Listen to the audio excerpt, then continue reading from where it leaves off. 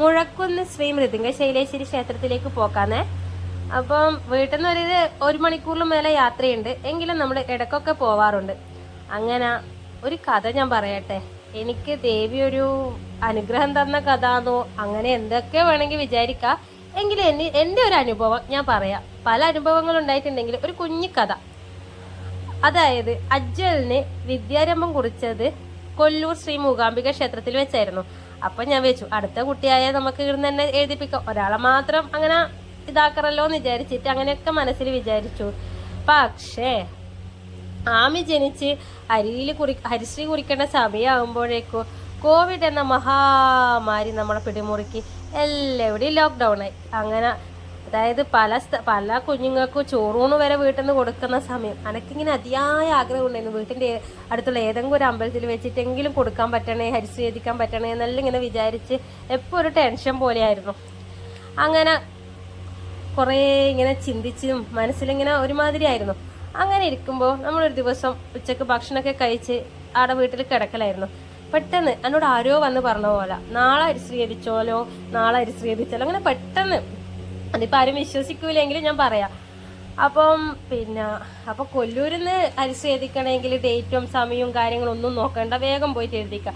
പക്ഷേ അടുത്തുള്ള വേറെ ഏത് അമ്പലത്തിൽ പോകണമെങ്കിലും ഡേറ്റ് സമയമൊക്കെ നോക്കുമല്ല, ഞാൻ അതൊന്നും നോക്കിയിട്ടില്ല.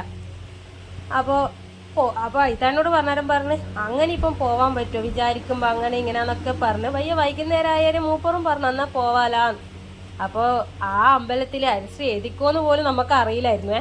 എന്നിട്ട് അമ്പലത്തിലെത്തുമ്പോൾ അവിടെ എന്തോ വലിയൊരു ചടങ്ങ് നടക്കുന്നുണ്ടായിരുന്നു. അവിടുത്തെ ഒരു കുറ്റിയടിക്കൽ കർമ്മമാണ്. അപ്പോൾ തന്ത്രിയും അങ്ങനെ കുറച്ച് ആൾക്കാരൊക്കെ വന്നിട്ടുണ്ട്.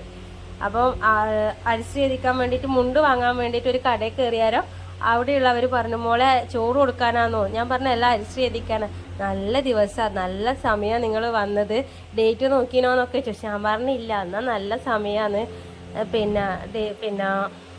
എന്നെല്ലാം പറഞ്ഞ്.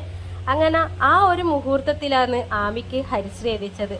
അത് ദേവി എന്നെ അവിടെ എത്തിച്ചതാണോ എന്നുള്ള ഒരു വിശ്വാസത്തിലാണ് ഞാൻ നിൽക്കുന്നത്.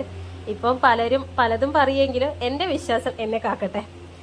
പിന്നീട് നമ്മൾ ആമി ഹരിശ്രീ എഴുതിച്ച് അംഗൻവാടി പോയി LKG കഴിഞ്ഞ് ആ ഒരു സമയം ഒരു ഏപ്രിൽ 15 നമ്മൾ കൊല്ലൂർ മൂകാംബിക ക്ഷേത്രത്തിൽ പോയി അവിടെ നിന്നും ഹരിശ്രീ കുറിച്ചിട്ടുണ്ട് കേട്ടോ. ആമിക്ക് ആ പ്രാർത്ഥനയും അവിടെ സാധീകരിച്ചിട്ടുണ്ട്.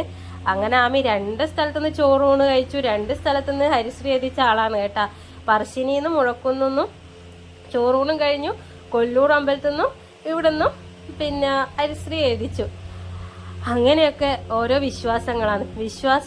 വിശ്വാസികളെ കാക്കട്ടെ അല്ലേ.